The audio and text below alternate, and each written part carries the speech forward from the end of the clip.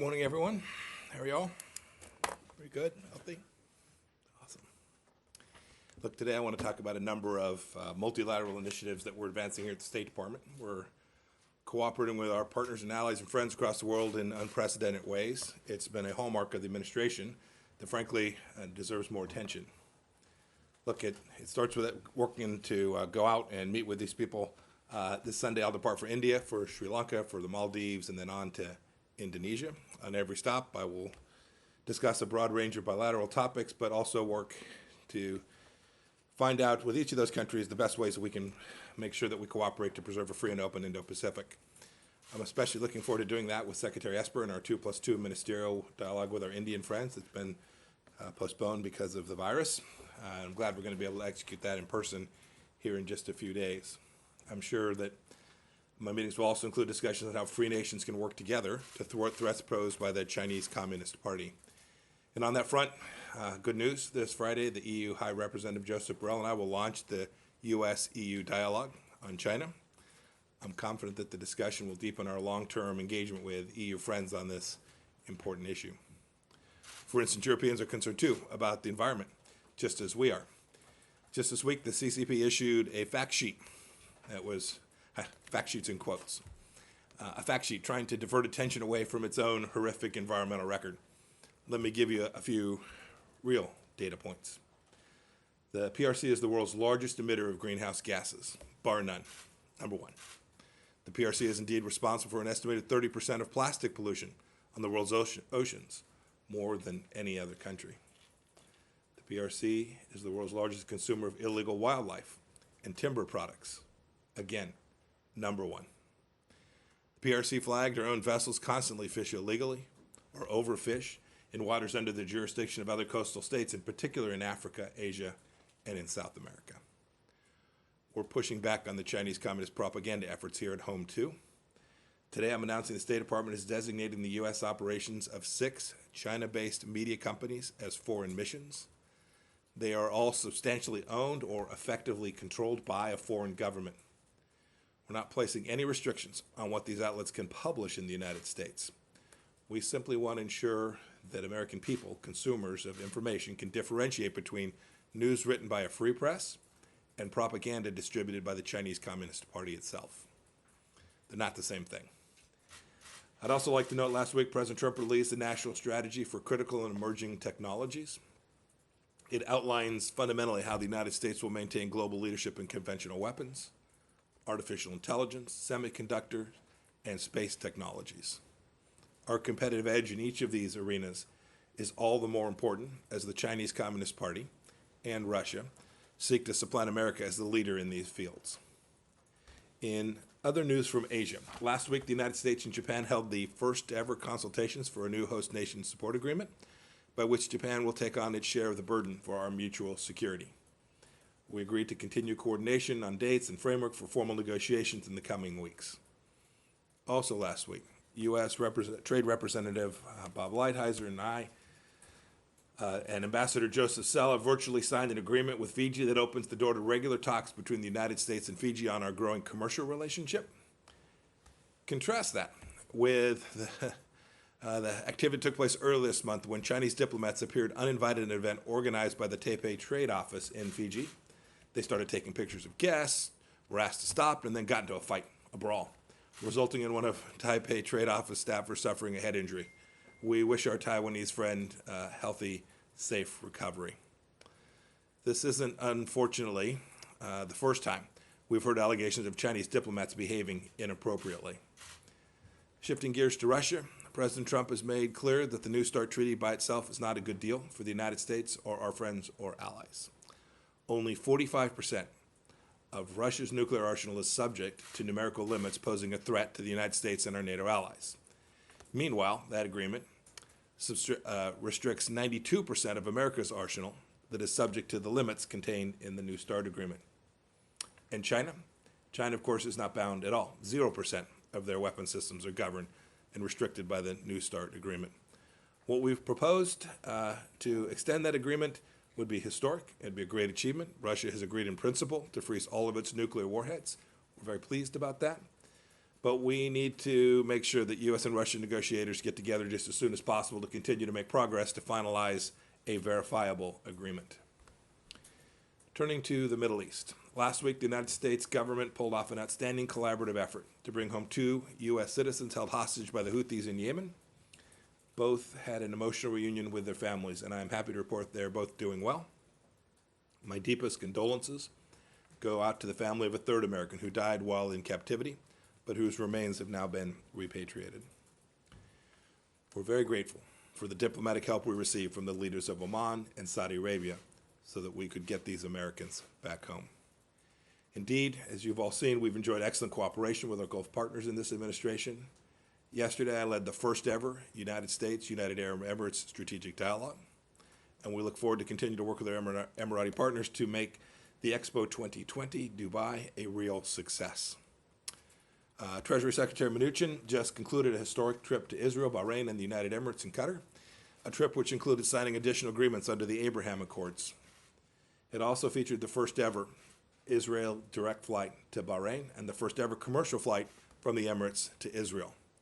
We hope such flights become routine. We expect that they will. On Iran. This week we made good on our promise made in June that when we said we would sanction commercial entities doing business with the Islamic Republic of Iran regime and their shipping lines. 6 entities and 2 individuals have now been designated. It's a warning to anyone doing business with this company.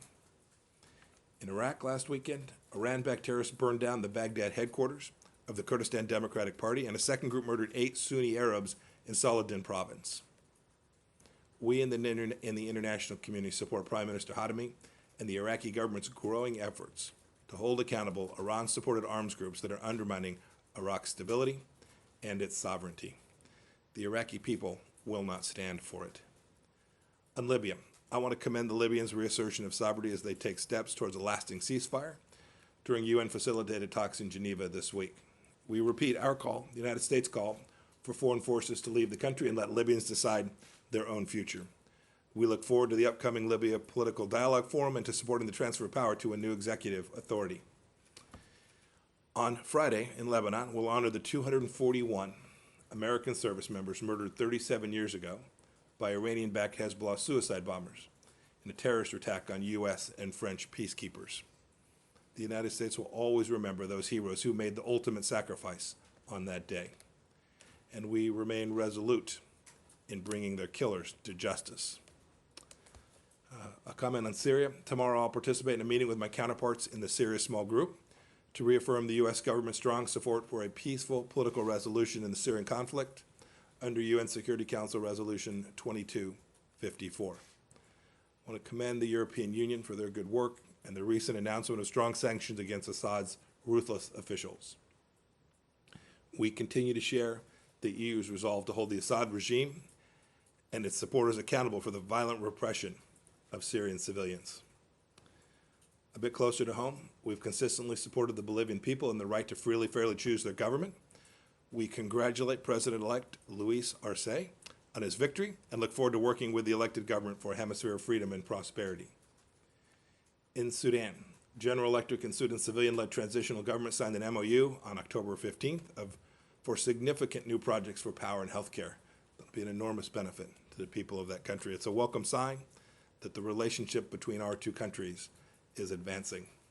They're poised to take even greater strides once Sudan comes off the state-sponsored terror list, as President Trump announced this week that we will do and we expect it to happen.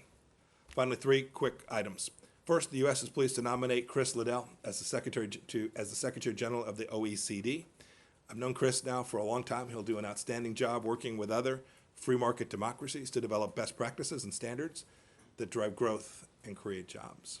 Second, the Department of State will convene the first ever U.S. government-sponsored conference on combating anti-Semitism on the internet and social media titled Ancient Hatred, Modern Medium, and will be broadcast from the State Department website this afternoon and tomorrow at 1 p.m. Eastern Time. And finally, next week, the United Nations will recognize the 20th anniversary of the UN Security Council Resolution 1325 on women, peace, and security. We call on the United Nations and all countries who share responsibility for the women, peace, and security agenda to uphold the promises of UN Security Council Resolution 1325. And with that, I'm happy to take a few questions. Ms. Pack? Thank you, Mr. Secretary, nice to meeting you. Since after pandemic, I missed you so much. Yes, ma'am. Glad you're here today. I have two questions on the South and North Korea. Recently, President Moon Jae-in of South Korea mentioned about the declaration, the end of the war with North Korea. Is it possible that North Korea, without North Korea nuclear abandonment? And I have a second question. So will there be any change of U.S. FK if the defense cost share is not met enough for the United States? So our position on that set of issues, that suite of issues with respect to denuclearization of North Korea, a brighter future for the North Korean people, which would obviously include documents that would change the status between North and South Korea. There's been no change in the way the United States thinks about this. We continue to believe that there's an important, good outcome for global peace and stability and for the North Korean people, and we hope that we can get back to the table and begin to have those discussions in a serious way. It would ultimately lead to what the president of South Korea was speaking to. The second question, do you have anything about the cost sharing with the South Korea? If not, it made enough for the United States. Do you still living in the U.S. troops in South Korea? Yeah, we're still working our way through it. I don't have anything to announce today. The discussions, the conversation about appropriate burden sharing there continues. Saeed, go ahead. Thank you. Oh, hello. Secretary. Yes, sir. Sir, there is a Palestinian prisoner in Israeli prison. He's on his 87th day of a hunger strike. He's about to die. He's 46-year-old and a father of 6. I wonder if he's under administrative detention with no charge. I wonder if you have anything to say about this particular case, and if you have something to say about the principle of administrative detentions practiced by Israelis, by the Israeli authorities, sometimes that go on for years. Thank you, sir. You know, I don't want to comment on a particular fact pattern of a particular case, other than say we've had long conversations about this set of issues. This is not new, this set of concerns. We have consistently made clear that Israel has the right to defend itself and make the appropriate decisions it needs to make for its own security, and we'll continue to defend that. Amber? Good morning, Secretary. Thank you. Yes, hi. Multiple former intelligence officials, as well as U.S. ambassadors, have stated publicly that they think the recent stories about Hunter Biden and his emails are the products of Russian disinformation. However, the DNI, FBI, and DOJ have all said they have not seen intelligence stating that that's the case. Does the State Department concur with their assessment? You know, when I was a CI director, I always preferred that people defer to the intelligence community about matters best known to them. I saw DNI Ratcliffe's statement. I have every reason to believe he's got it exactly right. Thanks. Will? Thank you so much. Another political issue, it seems, is the email search for Hillary Clinton's emails. And we were just wondering what are those emails that you're looking for, who is releasing them, and when they'll be released. You said before it would be before the election. What I said is we'd continue to do the work that we have done for an awfully long time, and we'll produce them when they are prepared to be produced. And I think it's the 17th time I've been asked this question. I'm going to give you the same answer I gave the previous 16. Michelle? Happy to take the 18th if you'd like. Thank you, Mr. Secretary.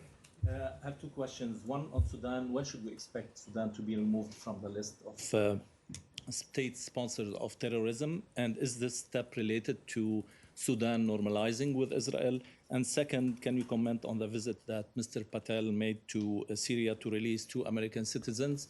And have you made any progress? And is the U.S. ready to withdraw from Syria as a price for this release? Look, when we work on prisoner issues, this is something that we focus on. We compartmentalize that. Our ask is that the Syrians release Mr. Tice. They tell us what they know. They have chosen not to do that so far. We'll continue to work for the return not only of Austin, but of every American that's held. We're not going to change American policy to do that. As the president said, clearly we don't pay for the return of hostages. We work to make the case that they need to get these people returned, and that is our expectation of every country, not only Syria, but all the Americans who are held in Iran, every place we find them, we work diligently. We've had enormous success. Your first question was about Sudan. I don't know the precise timing, but we have begun the process to lift the designation of state sponsorship of terror. It's the right thing to do. There's been a lot of work done on this over the course of the first 3 years of the administration. We believe there's a firm legal basis for doing that, and we think that there will be enormous bipartisan consensus that that's the right thing to do. We also are continuing to work to get every nation to recognize Israel, the rightful Jewish homeland, and to acknowledge their basic fundamental right to exist as a country. That certainly includes Sudan, and we are working diligently with them to make the case for why that's in the Sudanese government best interest to make that sovereign decision. We hope that they'll do that. We hope that they'll do that quickly. We hope every country will do that quickly. Uni? So I have two questions. First is, what do you expect to accomplish during this your visit to Indonesia? And the second is, what do you think about Indonesia's rejection to U.S. proposal to allow maritime surveillance planes to land and refuel there? And this proposal is look like similar with Pentagon report that China wants to have that base for military logistics in Indonesia. So is there any connection? Is that this U.S. proposal is trying to push China away from Indonesia? Well, for the specifics, I'll defer to the Department of Defense about their conversations about particular military issues. Secretary S will be traveling with me to India, but not along with me to Indonesia. But I'm confident. He hosted the Indonesian Defense Minister, I think it was last week, here in the United States. But it's no surprise that the United States firmly believes that it is in Southeast Asia, and that certainly includes the entire swath all the way down to South Central Asia, that it's in their best interest to ensure that their sovereignty is protected against the continued efforts to encroach upon their basic rights, their maritime rights, their sovereign rights, their ability to conduct business in the way that they want to inside of their country, that the Chinese Communist Party continues to threaten.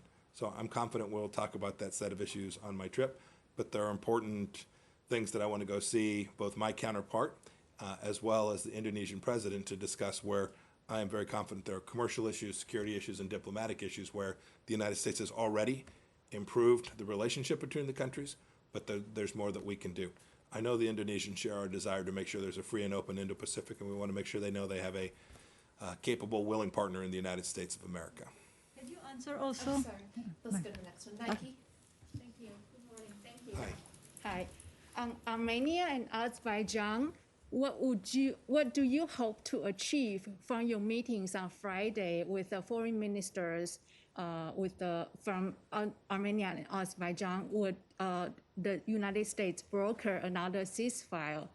And separately, if I may, on Taiwan and China, does the United States oppose unilateral change of the status quo in the Taiwan Strait as Chinese airplanes increasingly fly into Taiwan's airspace? And what are your thoughts about a strategic clarity to deter a potential Chinese invasion? Thank you. I don't have anything new to announce with respect to our desires and hopes for Taiwan, and our expectations that the Chinese Communist Party will live up to the commitments that they have made. We always comes back to this with the Chinese Communist Party. They've made promises. They've made commitments to the world. We've seen them break them just about everywhere.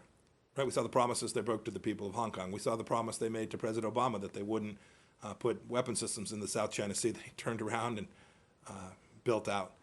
I could go through the list of things that they have promised to do. They've promised to make available to the world enough information so that we could figure out how the heck the Wuhan virus got out.